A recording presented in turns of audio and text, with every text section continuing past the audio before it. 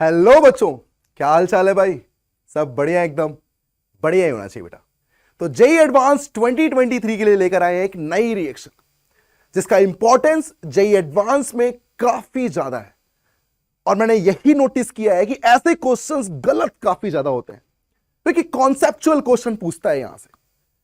तो मेहनत फुल करो, फुल तैयारी करो और जितना जी जान लगा सकते हो ना उतनी जी जान लगा दो आप।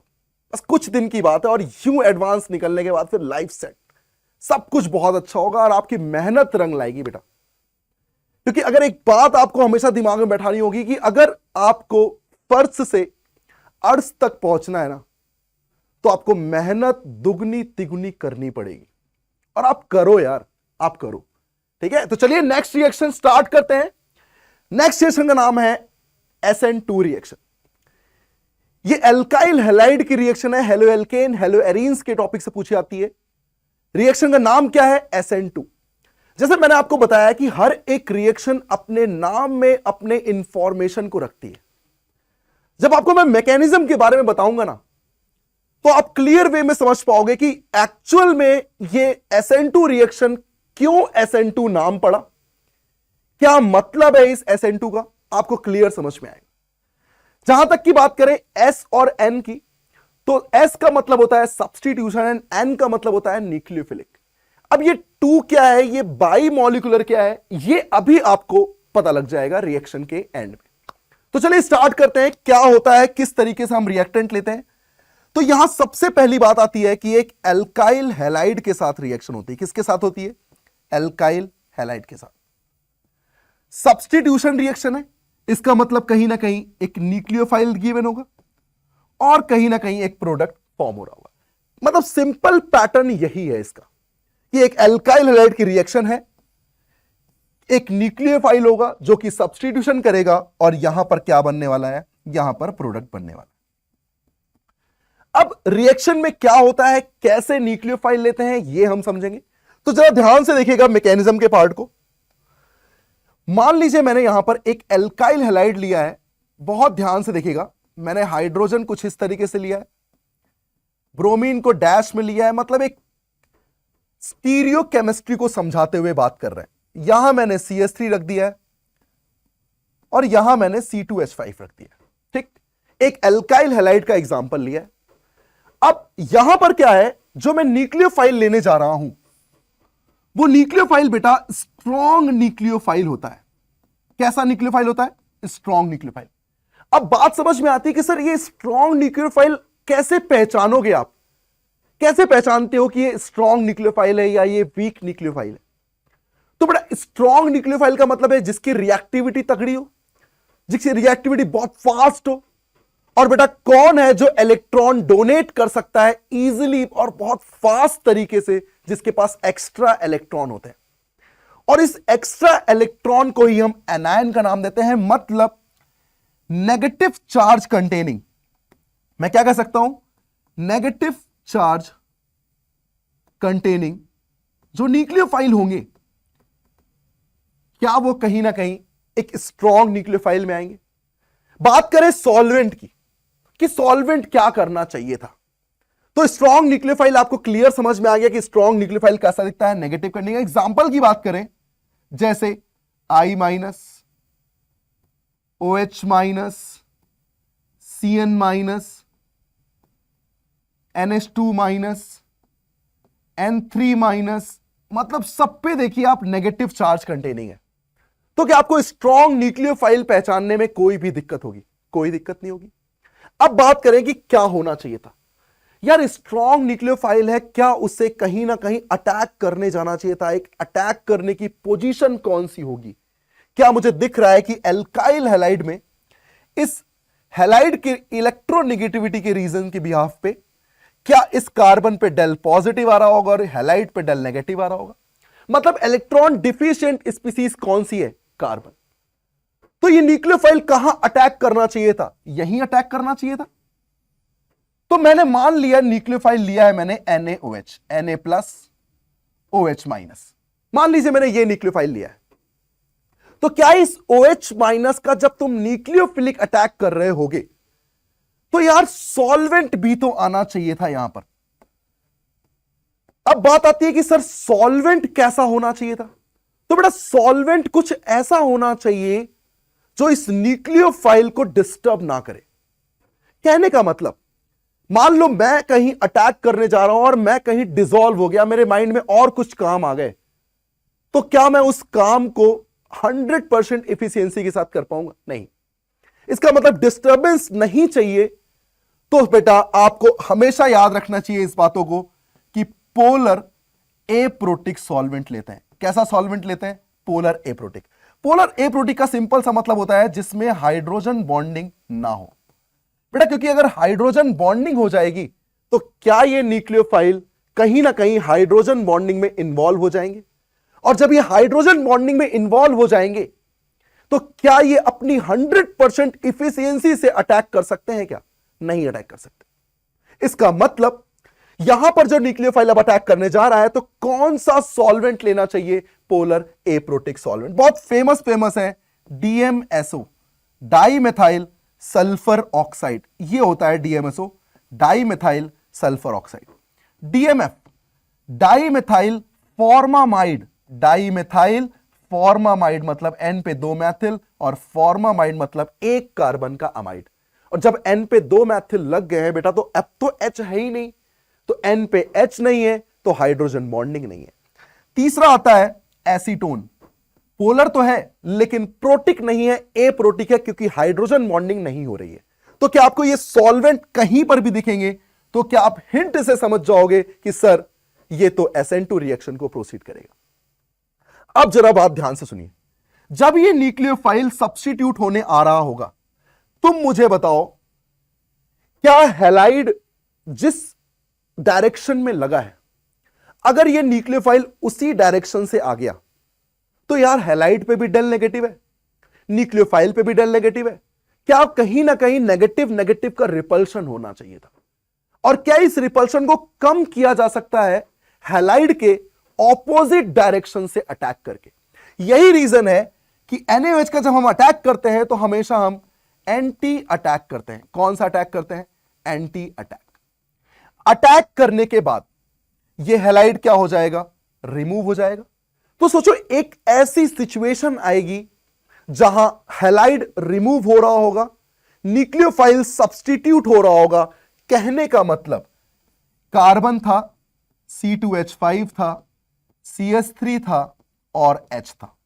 एक तरफ से न्यूक्लियोफाइल ऐड हो रहा है, एक तरफ से लिविंग ग्रुप निकल रहा है, हैलाइड रिमूव हो रहा है।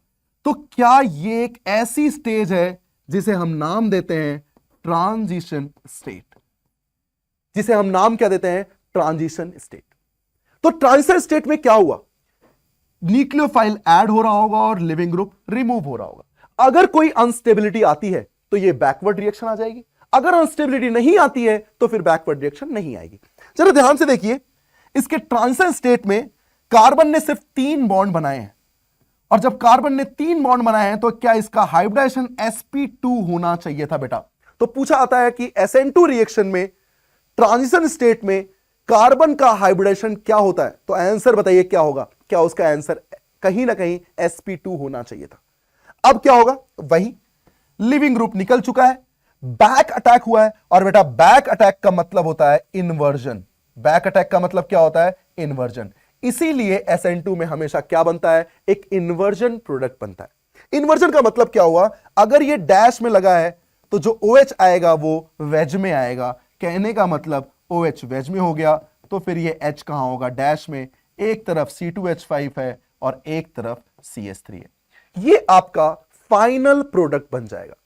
तो बेसिक पॉइंट कहां से निकले? बेसिक पॉइंट को जरा ध्यान दीजिएगा। सबसे पहले आपने न्यूक्लियोफाइल क्या लिया? Strong nucleophile. सबसे पहला पॉइंट क्या होना चाहिए था कि आपने सबसे पहले क्या लिया? Strong nucleophile. ठीक है भाई, तो सबसे पहला पॉइंट हो गया स्ट्रॉन्ग न्यूक्लियोफाइल। दूसरा पॉइंट हो गया कौन सा सॉल्वेंट लिया आपने? पोलर प्रोटिक या पोलर एप्रोटिक? तो भैया पोलर एप्रोटिक सॉल्वेंट लिया है आपने। तीसरा पॉइंट यह आया कि जब आपने पोलर एप्रोटिक लिया, क्या आपने बैक अटैक किया? और बैक अटैक का मतलब है एंटी अटैक। एंटी अटैक मतलब इन्वर्जन होगा या रिटेंशन होगा। तो बात आती है कि सर यहां पर क्या होगा? इन्वर्जन होगा। अब चौथे पॉइंट की बात आती है कि सर आपने अटैक किया, लिविंग ग्रुप निकल गया, मतलब अब आती है बेसिक पॉइंट जिसमें सबसे पहले मैं रेट की बात करूंगा कि रेट किस पर डिपेंड करना चाहिए। बेटा एक बात बताओ, जब हम पहले स्टेप की बात कर रहे हैं, क्या वही स्टेप रेट डिटरमाइनिंग स्टेप होना चाहिए था? मतलब कहीं ना कहीं ये आरडीएस स्टेप यही होना चाहिए था। क्यों? क्योंकि यहीं पर तो वो अटैक हो रहा है, यहीं पर तो उसको टाइम लगेगा, यही तो सबसे स्लोएस्ट स्टेप होगा। तो जब ये न्यूक्लियोफिलिक अटैक कर रहा होगा तो सोच के देखो, क्या एक टाइम पे न्यूक्लियोफाइल भी रिएक्ट कर रहा है और रिएक्टेंट भी इन्वॉल्व हो रहा है? मतलब रेट किस पे डिपेंड करना चाहिए था? न्यूक्लियोफाइल पे एज वेल एज रिएक्टेंट पे डिपेंड करना चाहिए था। तो बताइए, यहीं से मैं देख के बता सकता हूं कि ऑर्डर ऑफ रिएक्शन क्या होनी चाहिए थी? ऑर्डर ऑफ रिएक्शन 2 होनी चाहिए थी, क्योंकि यहां पर यूनिट क्या हो जाती है? ऐड हो जाती है।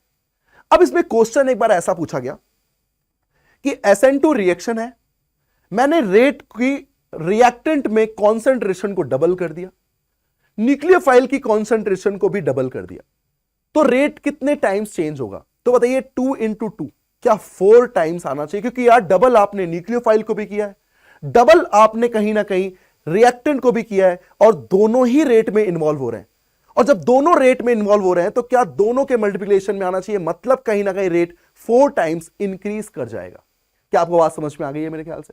अब जरा बात बताइएगा, क्या रिएक्टिविटी की बात करूं तो क्या आपको एक पॉइंट समझ में आता है कि रिएक्टिविटी में मुझे एक बात समझ में आती है कि जब आप अटैक करने जा रहे हो तो तुम मुझे बताओ, क्या तुम कभी चाहोगे कि बहुत भीड़ भाड़ हो तब तुम अटैक करो? नहीं, तुम चाहोगे कि भीड़ भाड़ कम हो। कहने का मतलब 1 डिग्री RX की रिएक्टिविटी सबसे अच्छी होगी, then 2 degree RX and then 3 degree RX। क्या अटैक करने के बाद लिविंग ग्रुप निकल रहा है, मतलब लिविंग ग्रुप पे भी डिपेंड करना चाहिए। इसका मतलब रिएक्टिविटी किस पे डिपेंड करेगी? लिविंग ग्रुप पे। मुझे बताओ, हैलाइड में I माइनस रिमूव होगा, Br रिमूव होगा तो Br पे माइनस आएगा, Cl रिमूव होगा तो Cl पे माइनस आएगा। कहने का मतलब सेम फैमिली में नेगेटिव की stability down the group stable होती है। तो क्या I नेगेटिव सबसे स्टेबल है, जल्दी फॉर्म होना चाहेगा तो जल्दी रिमूव भी होना चाहेगा। तो क्या हैलाइड की लिविंग ग्रुप टेंडेंसी में I नेगेटिव सबसे अच्छा लिविंग ग्रुप होता है, then Br, then Cl, then F। इसे तुम ऐसे भी समझ सकते हो कि यार F तो कनेक्शन बहुत अच्छा होता है ना, ईएन का डिफरेंस अच्छा होता है, तो कनेक्शन बहुत अच्छा है, तो क्या वो रिमूव होना चाहेगा? नहीं रिमूव होना चाहेगा। तो कहने का मतलब लिविंग ग्रुप हमेशा क्या होना चाहिए? गुड लिविंग ग्रुप होना चाहिए। क्योंकि जिस प्रोसेस को तुम देख रहे हो ना, उस प्रोसेस को देखते हुए मैंने सारे पॉइंट लिखे हैं। सबसे पहले न्यूक्लियोफाइल ने अटैक किया तो कैसा होना चाहिए? तगड़ा। अटैक करने जा रहा है तो कोई डिस्टर्बेंस नहीं होना चाहिए, मतलब पोलर एप्रोटिक। अटैक हो रहा है तो बैक अटैक होना चाहिए, जिससे कि उसे कम रिपल्शन झेलना पड़े। और लास्ट में लिविंग ग्रुप निकल रहा है, मतलब लिविंग ग्रुप की टेंडेंसी अच्छी होनी चाहिए। क्या यही SN2 के बेसिक पॉइंट होंगे? चलिए कुछ और बातें करते हैं SN2 में। कुछ ऐसे रिएक्टेंट आपको मैं बताता हूं जो कि बहुत इंपॉर्टेंट है, क्वेश्चन यहीं से पूछा जाएगा कि कुछ ऐसे रिएक्टेंट हैं जो SN2 रिएक्शन नहीं करते हैं। क्यों नहीं करते हैं ये हम जानते हैं। चलिए आगे। सबसे पहला, अगर कोई बैड लिविंग ग्रुप है, अगर कोई बैड लिविंग ग्रुप है, मतलब हैलाइड में बैड लिविंग ग्रुप आता है फ्लोरीन, तो अगर कोई बैड लिविंग ग्रुप है तो कभी भी SN2 रिएक्शन नहीं होगी। तो क्या आपको पहला पॉइंट क्लियर हो गया कि क्यों SN2 नहीं हो रही? क्योंकि यार लिविंग ग्रुप निकलेगा ही नहीं, तो वो अटैक करके क्या 5 बॉन्ड थोड़ी बना लेगा। सेकेंड पॉइंट पे आते हैं। जब वो अटैक करने जा रहा होगा तो मैंने आपसे कहा ना कि वहां भीड़ भाड़ कम से कम होनी चाहिए, तो क्या 1 डिग्री और 2 डिग्री के साथ तो रिएक्शन होगी, लेकिन 3 डिग्री के साथ रिएक्शन बिल्कुल नहीं होगी। मतलब टर्शरी हैलाइड पे कभी भी SN2 रिएक्शन नहीं देता है।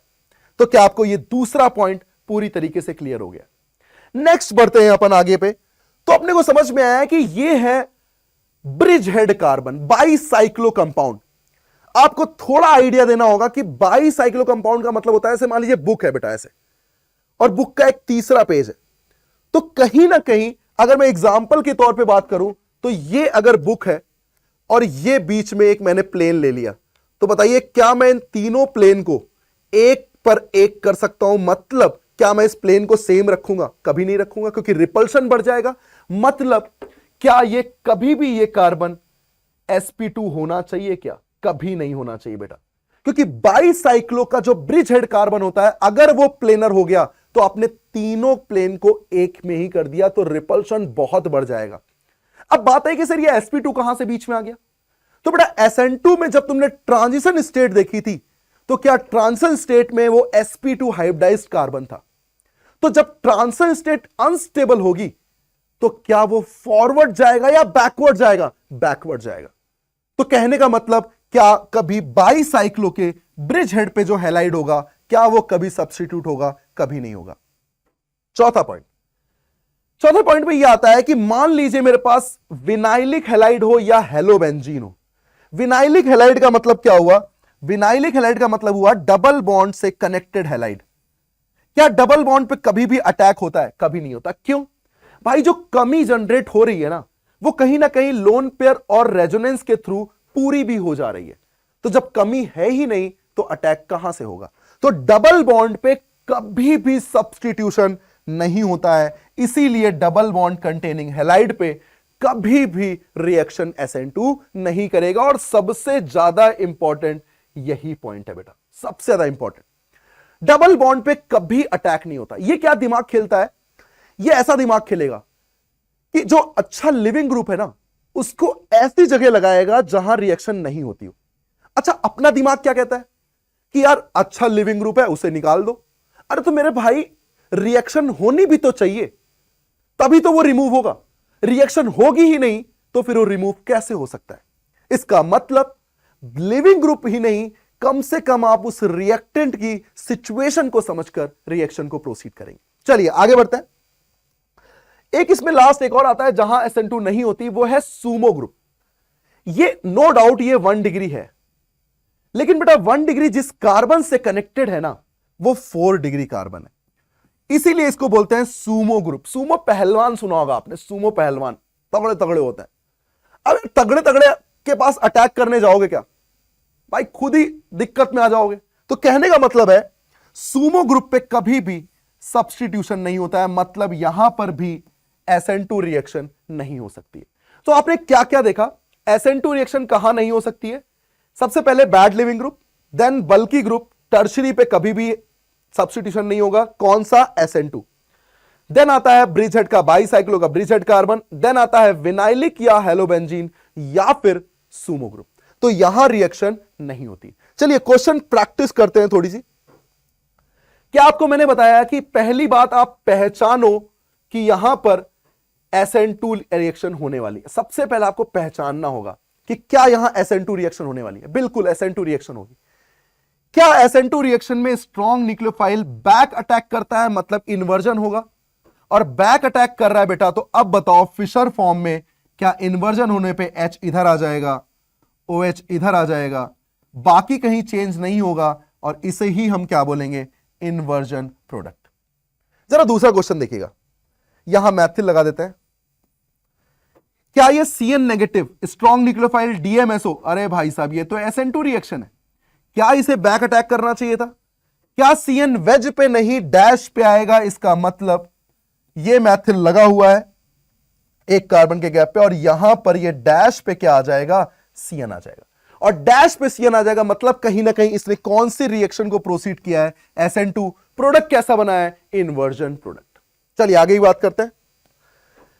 बहुत अच्छा क्वेश्चन है, यहां मोल डिसाइड कर दिया है। क्या रिएक्शन यहां भी हो सकती है? रिएक्शन यहां भी हो सकती है, क्लोरीन भी निकल सकता है, आयोडीन भी निकल सकता है, क्योंकि दोनों लिविंग ग्रुप ठीक ठाक है। मैं किसे निकालूंगा? जो बेस्ट लिविंग ग्रुप हो। और बेस्ट लिविंग ग्रुप कौन सा होता है हैलाइड में? I negative, then Br negative, then Cl negative, and then F negative. F negative पे रिएक्शन नहीं होती है, हमने देख लिया है। तो तुम मुझे बताओ, इस NaOH का अटैक बैक अटैक करना चाहिए था, और किसे रिमूव करना चाहिए था? आयोडीन को। और आयोडीन को रिमूव करेगा, इसका मतलब जो पहला कार्बन है क्या वो फिक्स रहेगा? क्योंकि उस पर तो रिएक्शन हुई नहीं है। कहां पर रिएक्शन हुई है तो चेंजेस तो वहीं आएंगे ना। इसका मतलब क्या बैक अटैक करके ये OH यहां आ जाएगा, ये H यहां आ जाएगा, और ये C2H5 कुछ इस तरीके से लग जाएगा। देखिए आप ध्यान से, तो मैंने आपको कहा ना कि वो कुछ ना कुछ दिमाग का यूज कराएगा। चलो लास्ट क्वेश्चन देखिए यहां पे। यार मैं चाहूं तो मैं आयोडीन को निकाल दूं, लेकिन क्या डबल बॉन्ड पे कभी अटैक होता है क्या? और जब डबल बॉन्ड पे अटैक नहीं होगा तो मैं अच्छे लिविंग ग्रुप को क्यों देख रहा हूं? तो क्या वो मोल यहां रिएक्ट करना चाहिए था और ये ब्रोमीन रिमूव हो जाएगा? इसका मतलब आयोडीन जैसा लगा हुआ था वो वैसा ही लगेगा और फाइनली इस जगह पे क्या लग जाएगा? एक OH लग जाएगा। तो कुछ इस तरीके से SN2 रिएक्शन पूरी तरीके से क्या हो जाती है? प्रोसीड हो जाती है। तो आपको पूरा SN2 का नॉलेज हो गया है, पूरी तरीके से आपने SN2 समझ लिया है, हर एक कंडीशन को समझ लिया है, और इसी तरीके से अपन JEE एडवांस की सीरीज में आगे बढ़ते रहेंगे। तो ठीक है, आपको SN2 पूरी समझ में आ गई है तो पूरी मन लगा के आप रिवीजन करें, क्वेश्चंस करें और बेटा JEE एडवांस में बहुत अच्छा करना है। चलिए एक लास्ट क्वेश्चन और बच रहा है, ये भी करते हैं। क्या ये टर्शरी पे लगा हुआ है, क्या यहां रिएक्शन होगी? नहीं होगी। क्या यहां पर रिएक्शन होगी? तो बताइए क्या करना चाहिए? Back attack. इसका मतलब OH लग जाएगा और रिएक्शन हो जाएगी। क्या यही फाइनल प्रोडक्ट आना चाहिए था? तो आपको क्लियर हो गया है कि यहां पर एज इट इज आयोडीन वैसा ही लगा रहेगा और बाकी बचे यहां पर क्या आ जाएगा? OH आ जाएगा और ये फाइनल प्रोडक्ट बन जाएगा। तो best of luck for your JEE advance 2023 और आप इसी तरीके से अच्छा करते रहें। हम यहां से आपको पूरी तरीके से हेल्प करते रहेंगे। थैंक यू बच्चों।